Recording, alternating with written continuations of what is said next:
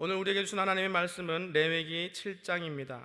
레위기서 7장 1절로 마지막 절까지 우리 함께 한 목소리로 읽겠습니다. 하나님의 말씀을 봉독합니다. 속건제의 규례는 이러하니라. 이는 지극히 거룩하니 번제의 희생을 잡는 곳에서 속건제의 희생을 잡을 것이요 제사장은 그 피를 단 사면에 뿌릴 것이며 그 모든 기름을 들이되 곧 그 기름진 꼬리와 내장에 덮인 기름과 두 콩팥과 그 위에 기름 곧 허리 근방에 있는 것과 간에 덮인 거풀을 콩팥과 함께 취하고 제사장은 그것을 다 단 위에 불살라 여호와께 화제로 드릴 것이니라.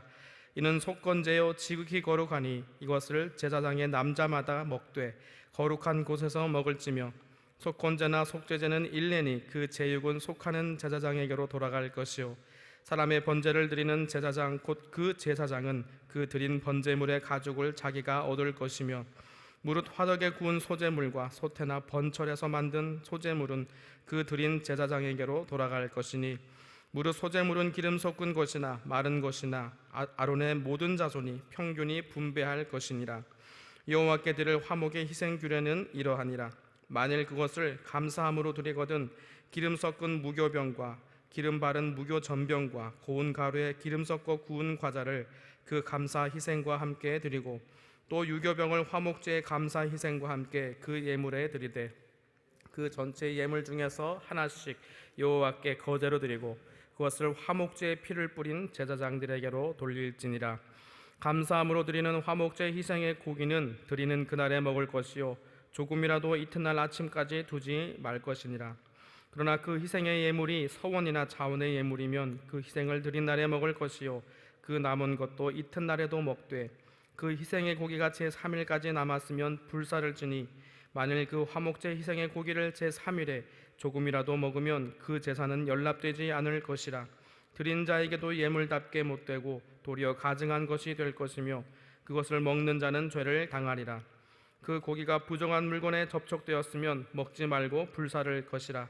그 고기는 깨끗한 자만 먹을 것이니 만일 몸이 부정한 자가 여호와께 속한 화목제 희생의 고기를 먹으면 그 사람은 자기 백성 중에서 끊쳐질 것이요 만일 누구든지 부정한 것 곧 사람의 부정이나 부정한 짐승이나 부정하고 가증한 아무 물건이든지 만지고 여호와께 속한 화목제 희생의 고기를 먹으면 그 사람도 자기 백성 중에서 끊쳐지리라. 여호와께서 모세에게 일러 가라사대 이스라엘 자손에게 고하여 이르라. 너희는 소나 양이나 염소의 기름을 먹지 말 것이요 스스로 죽은 것의 기름이나 짐승에 찢긴 것의 기름은 달리는 쓰려니와 결탄코 먹지 말지니라. 사람이 여호와께 화제로 드리는 희생의 기름을 먹으면 그 먹는 자는 자기 백성 중에서 끊쳐지리라. 너희의 모든 사는 곳에서 무슨 피든지 새나 짐승의 피를 먹지 말라. 무슨 피든지 먹는 사람이 있으면 그 사람은 다 자기 백성 중에서 끊쳐지리라. 여호와께서 모세에게 일러 가라사대 이스라엘 자손에게 고하여 이르라.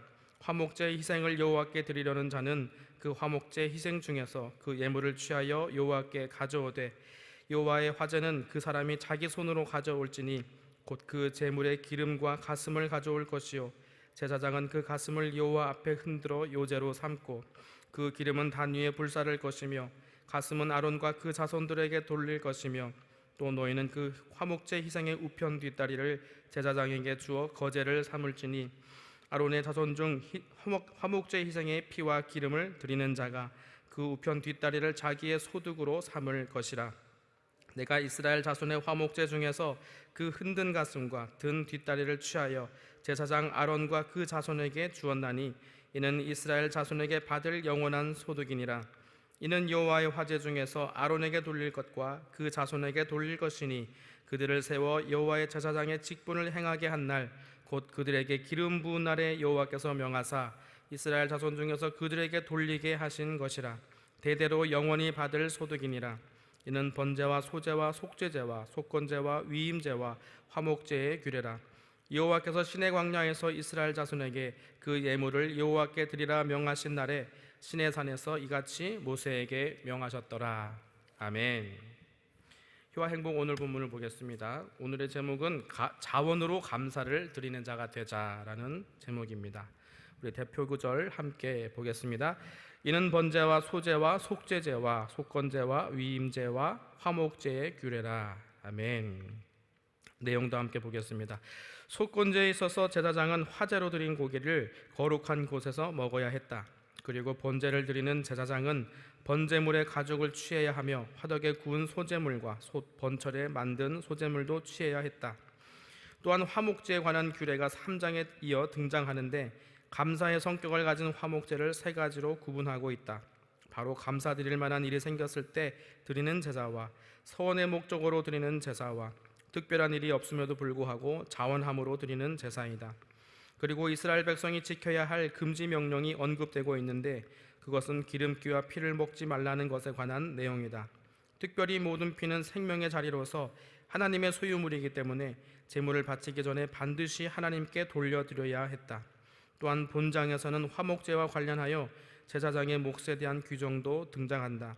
하나님께서는 제물의 기름과 짐승의 가슴과 거제로 바친 뒷다리는 제사장들에게 속한다고 말씀하셨다. 참 제사는 바로 하나님의 말씀에 순종하는 데 있다. 하나님의 말씀에 순종하지 않는 제사는 그 불순종으로 말미암아 제사로서의 기능을 상실하게 되고 오히려 하나님의 진노를 불러일으키게 된다. 말씀에 순종하지 않는 제사는 차라리 드리지 않는 것보다 못하게 되는 것이다. 오늘날 우리의 예배도 이와 마찬가지다. 말씀대로 사는 삶이 뒷받침되지 않는다면 교회 안에서 드려지는 형식적인 예배 행위는 오히려 하나님의 진노를 사게 될 것이다. 아멘. 우리는 레위기를 통해서 제사, 즉 예배에 대해서 살펴보고 있습니다. 오늘 본문은 여러 가지 주제를 아우르고 있습니다. 하지만 그 중에서도 오늘은 피와 기름에 관한 규례를 살펴보면서 그것이 그리스도 안에서 어떻게 예배와 연결되는지 그 묵상과 적용을 해보려고 합니다. 피와 기름을 먹지 말라, 이 규례를 어기게 되면은 백성 중에서 끊쳐진다, 이렇게 말씀하셨습니다. 사람을 손을 통해서 어떻게 죽이라는 명령은 없습니다. 하지만 이 끊쳐진다라는 말의 수동태 주어는 하나님이십니다. 사람은 비록 모르고 넘어가는 수가 있어도 하나님은 그것을 분명히 보고 계시고 분명히 끊어지게 하시겠다는 말씀입니다. 율법이라고 대충 넘어갈 수는 없습니다. 하나님은 시건치 아니하시는 분이신데 이렇게 피와 기름을 먹는 일이 무엇이기에 이토록 엄중하게 말씀하셨을까요? 이 말씀대로라면은 삼겹살 그리고 손짓국을 좋아하는 사람들은 지금 다 죽어 있어야 맞습니다. 자, 오늘은 이 피와 기름에 관한 규례가 주는 의미를 한번 생각해 보려고 합니다. 성경은 점진적 계시의 방식으로 기록되어 있습니다. 이 말이 무슨 말인가 하면은 한 번에 다 계시하지 않고 점차 드러나게 되어 있다는 것입니다. 구약에 드러나 있는 규례들은 다 그림자입니다. 그림자라는 것은 실체가 있다는 말이죠. 어떤 실체를 가리키고 있냐면 바로 예수 그리스도입니다. 이제 그 실체가 오셨고 그 목적을 다 이루셨습니다. 그렇다면은 그림자 역할을 하던 것들은 소용이 있을까요? 이제 그 기능을 다 해버린 것이죠. 대표적인 예로 구약에 안식일 규례가 있습니다. 안식일 규례는 매우 중요하게 얘기되기도 하고 또 복잡합니다. 안식일에는 하지 말라는 것이 많습니다. 하지만 안식일의 본질은 하지 말라는 것이 아니라 멈추라는 것입니다. 달려가는 발걸음을 멈춰야 합니다. 바쁘게 인생길을 달려가다 보면은 중요한 것을 놓치는 경우들이 많습니다. 그래서 멈추고 뭘 하라는 것입니까? 멈추고 하나님께 집중하라는 것입니다. 더 나아가서 안식일 규례는 오실 메시아를 기다리게 하는 그 그림자 역할을 감당하고 있었습니다. 그런데 기다리던 메시아가 오셔서 십자가 구속의 완성을 이루셨습니다. 그렇기 때문에 이제는 그 그림자, 그 율법을 붙들고 있을 이유가 없습니다. 안식일이 가리키던 것이 성취되었기 때문입니다. 그럼 여러분, 우리가 이 규례들을 다 지킬 필요는 없습니다. 그러나 어떻게 이 규례들이 예수 그리스도를 가리키고 있는지 거기에 관한 의미 그리고 가치를 붙들고 있어야 할 줄 믿습니다. 우리가 아직 그리스도를 얼굴과 얼굴로 맞대어 본 것이 아니기 때문에 그렇습니다. 그러니까 그 그림자들이 어떻게 그 실체이신 예수 그리스도를 가리키고 있는지 그 그림을 분명히 바라보고 있어야 합니다. 물론 십자가에 달리신 예수님에게 하나님이 충분히 계시되었습니다. 십자가에 달리신 예수 그리스도를 믿는 것만으로도 구원받는 데는 문제가 없지만, 그러나 이 그림자들이 가리키고 있는 그리스도를 더 분명하게 보게 될 때 우리는 더욱 풍성한 은혜를 누리게 될 줄 믿습니다. 오늘 이 묵상을 통해서 그리스도를 더 깊이 아시고 더욱 많이 사랑하시는 저와 여러분 되시기를 주님의 이름으로 축원합니다. 그러면 본문으로 들어가서 이제 22절을 한번 보겠습니다. 22절을 한번 같이 읽겠습니다. 여호와께서 모세에게 일러 가라사대 이스라엘 자손에게 고하여 이르라. 너희는 소나 양이나 염소의 기름을 먹지 말 것이요. 이것을 어기는 자는 끊쳐지리라 말씀하셨습니다. 준엄한 명령을 내리셨습니다. 그러면은 과연 이 문제는 기름을 먹지 말라는 것 자체에 본질이 있을까요? 사실은 그것보다는 그 기름은 하나님의 것이라는 의미입니다. 왜 그럴까요? 기름에 담긴 의미 때문에 그렇습니다. 그 의미를 어디에서 살펴볼 수 있냐면 창세기 4장에서 가인과 아벨의 제사 이야기에서 볼 수 있습니다. 창세기 4장 3, 4절에 제가 한번 읽어드리겠습니다. 세월이 지난 후에 가인은 땅의 소산으로 제물을 삼아 여호와께 드렸고 아벨은 자기도 양의 첫 새끼와 그 기름으로 드렸다. 오늘의 주제인 그 기름이 나왔습니다. 가인의 제사는 거절됐고 아벨의 제사만 연락되었습니다. 그 이유를 흔히 우리는 제물 때문이라고 설명합니다. 아벨의 제사는 피 흘림이 있는 제사였기 때문에 하나님이 받으셨고 가인은 피 흘림이 없어서 하나님이 거절하셨다, 이렇게 많이들 얘기합니다. 율법 시대로 넘어오더라도 주로 소제는 동물 제사에 부가적으로 드려지는 제사였기 때문에 이 말이 결코 틀린 말은 아닙니다. 하지만 그것보다는 오늘 말씀 속에 그 근거가 나와 있습니다. 왜 아벨의 제사만 받으셨느냐? 4절을 보니까 가인과 아벨의 제물을 비교를 해놨습니다. 첫 번째로 아벨은 양의 첫 새끼로 드렸습니다. 가인은 그냥 땅의 소산으로 드렸다고 되어 있어요. 그냥 땅이 그 소산을 내었는지 아니면 자기 노력으로 했는지 아니면 하나님이 주셨는지에 대한 고백이 전혀 없습니다. 그에 비해서 아벨은 하나님께 특별한 것을 드렸습니다. 수확물 중에 첫 것을 드렸습니다. 처음 것을 드렸다는 것은 믿음의 고백입니다. 나의 처음이 되시는 분께 가져온 것입니다. 이건 단순히 예배의 태도 문제가 아니라 신앙 고백의 문제가 전혀 다르다는 것입니다.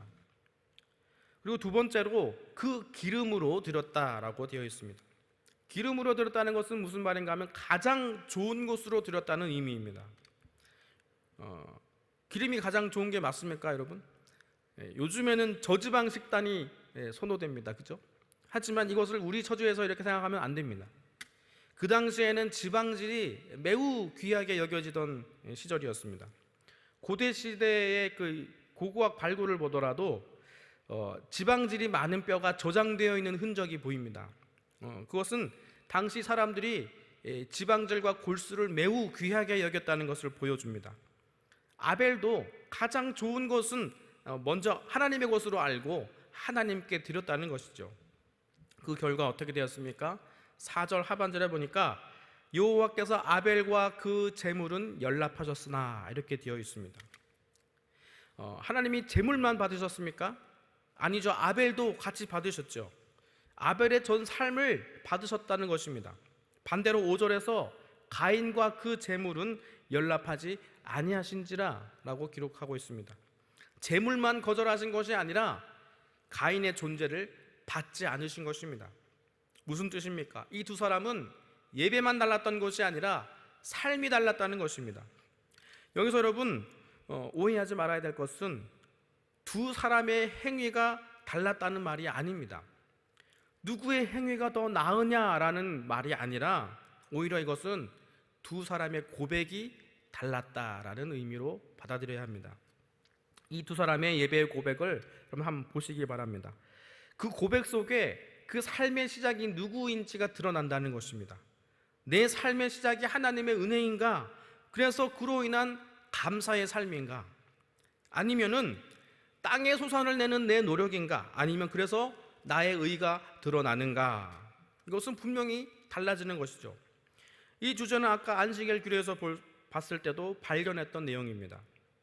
안식일에 우리는 바쁜 걸음을 멈추고 고백해야 합니다. 한 주일의 시작은 누가 시작하시느냐? 내 삶은 내가 멈추더라도 누가 나를 먹이시고 채우시는가? 하나님이시라는 것을 결코 잊지 말라는 것입니다. 가인과 아벨의 제사 이야기는 또 누가 예배를 더 정성스럽게 드렸느냐라는 관점으로 볼 수도 없습니다. 물론 하나님의 은혜를 알고 신앙 고백에 다르면은 그 예배가 더 정성스러워지겠죠. 하지만 하나님의 은혜 없이 자기 의로 자기 열심으로 정성스럽게 예배드리는 분들도 있습니다. 본질은 내 삶의 주인이 누구인가, 그리고 내가 받은 은혜가 무엇인가 하는 이 기억이 이 두 사람의 삶을 완전히 갈랐다는 것입니다. 여러분, 기름은 누구의 것입니까? 하나님의 것입니다. 그러면 여러분, 내 삶에 가장 귀한 것은 누구의 것입니까? 하나님의 것입니다. 여러분, 그러나 하나님 외에 대안이 많은 이 시대, 우상으로 겹겹이 쌓인 이 시대 가운데서 이렇게 대답하는 것이 녹록하지 않습니다. 그래서 하나님은 기름을 먹는 자는 그 백성 중에서 끊쳐지리라 이렇게 분명하게 선포해 놓으신 것입니다. 여러분, 이 아침 우리의 예배의 고백 이전에 우리 삶의 고백은 어떤 모습일까? 오늘 성령께서 보게 하시고 깨닫게 하시는 은혜가 있으시기를 주님의 이름으로 축원드립니다.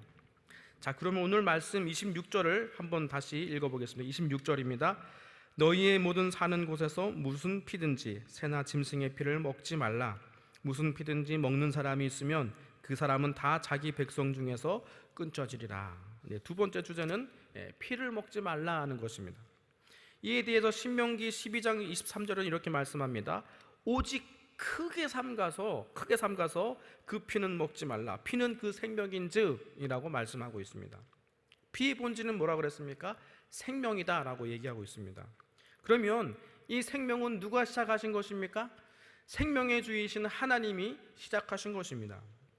그러니까 하나님이 시작하신 것이니까 하나님께 속한 것입니다. 그래서 피를 먹지 말라는 율법은 율법 그 자체의 의미가 있는 것이 아니라 이것도 기름의 경우처럼 신앙 고백이라는 것이죠. 비록 미물이라 할지라도 그 피를 먹음으로 그것에게 생명을 주신 하나님을 부정한다면은 결국 내 생명을 주신 분도 부정하는 것입니다. 요약하면은 기름과 피를 먹지 말라는 문제는 신앙 고백의 문제입니다. 내 시작이 하나님께 있다는 말입니다. 시작뿐 아니라 내 삶의 전부가 다 하나님께 속한 것이라는 그런 신앙 고백입니다. 자, 오늘 이 말씀이 오늘 살아가는 우리에게 어떻게 적용될 수 있을까요? 사도 바울은 로마서 12장에서 이 문제의 적용을 제시하고 있습니다. 창세기 4장과도 연결된 부분입니다. 삶으로 드리는 예배, 즉 일상이 예배가 되는 삶입니다. 여러분은 무엇이 가장 소중합니까? 헌금을 드려도, 그리고 정한 시간에 예배에 나와서 예배 드려도 잘 드려지지 않는 부분이 무엇입니까? 일상입니다. 그리고 늘 작심하고 결단해도 잘 바뀌지 않는 것이 무엇입니까? 그것도 일상입니다. 잘 변화되지도 않고 잘 드려지지도 않는 그것이 바로 일상입니다.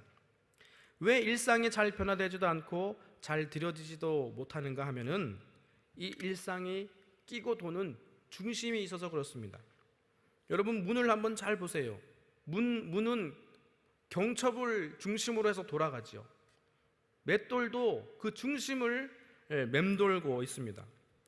우리 일상도 절대로 움직이지 않는 어떤 축을 중심으로 끼고 돌아가는 것입니다. 여러분, 그 중심이 하나님이십니까? 우리의 영안이 열리기를 바랍니다. 그 중심이 하나님이 아니라면은 그것은 분명히 우상입니다. 하나님께 드려지지 못할 뿐 아니라 오늘 말씀처럼 하나님으로부터 끊어지는 결과를 낳는 삶입니다.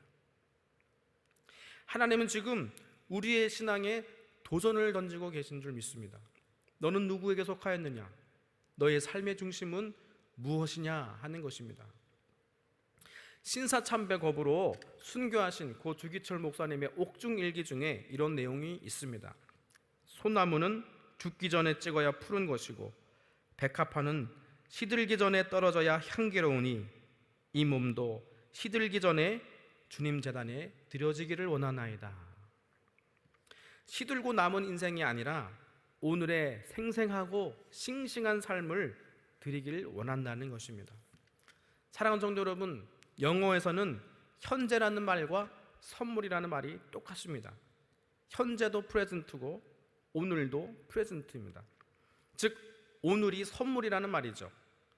오늘이라는 선물을 하나님께서 우리에게 주셨습니다.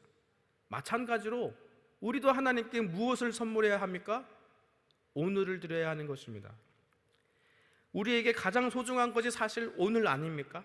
팔딱팔딱 생명이 뛰고 있는 오늘 말이죠. 예배와 삶은 결이 같습니다. 나의 가장 소중한 삶의 축이 하나님입니까? 그 고백으로 사시고 그 고백으로 예배 드리시기를 바랍니다. 나의 기름과 피, 생명의 근원은 하나님께 속한 것입니다. 나의 일상을 감사로 최고의 것으로 하나님께 드리겠다는 각오로 삶의 현장으로 오늘도 나아가시기를 성령의 도움 가운데 결단하시기를 바랍니다. 여러분, 그러나 오늘의 일상은 너무나 힘겨운 삶입니다. 왜 우리가 최고의 것으로 그분께 드려야 할까요? 근거는 딱 한 가지입니다. 하나님께서 우리에게 가장 소중한 것을 주셨기 때문입니다. 무엇을 주셨죠? 아들을 주셨습니다. 아들의 생명, 피를 아낌없이 쏟으셨습니다. 기름진 골수와 진액을 짜내시며 겟세마나에서 기도하셨고 지금도 우리를 위해서 친히 간구하십니다. 우리는 갚아도 갚지 못할 은혜와 사랑을 이미 입었습니다. 여러분, 빚진 마음으로 살라는 말은 아닙니다. 사랑은 의무감이 아닙니다. 의무감에는 신앙 고백이 없습니다. 가인의 제사처럼 말이죠. 여러분, 우리가 살아야 할 삶은 감사와 감격으로 사는 삶입니다.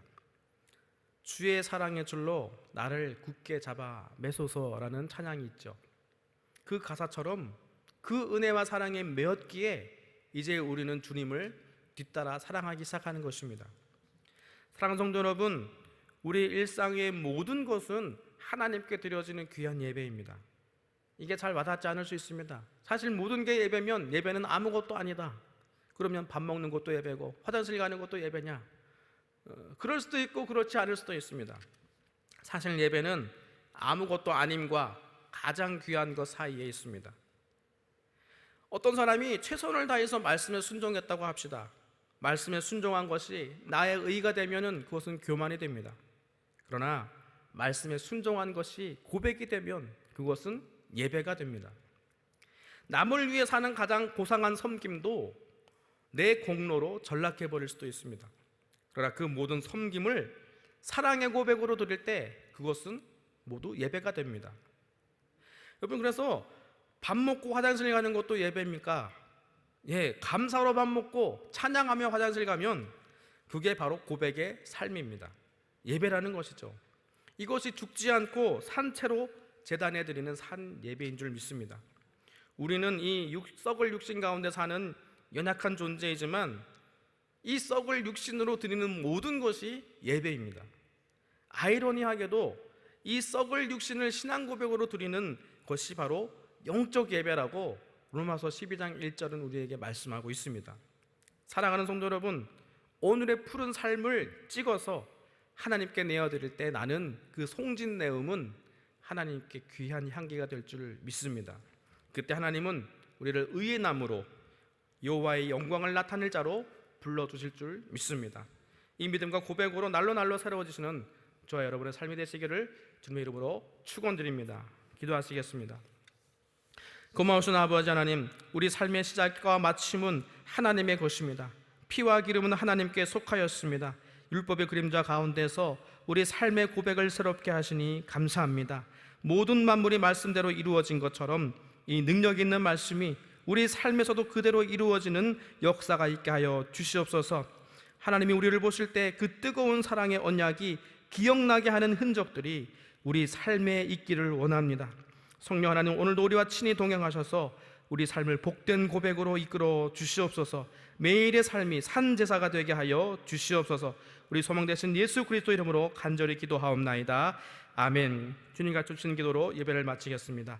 하늘에 계신 우리 아버지여, 이름이 거룩히 여김을 받으시오며 나라의 마옵시며 뜻이 하늘에서 이룬 것 같이 땅에서도 이루어지리이다. 오늘날 우리에게 일용할 양식을 주옵시고 우리가 우리에게 죄 지은 자를 사하여 준 것 같이 우리 죄를 사하여 주옵시고 우리를 시험에 들게 하지 마옵시고 다만 악에서 구하옵소서. 대개 나라와 권세와 영광이 아버지께 영원히 싸움나이다. 아멘.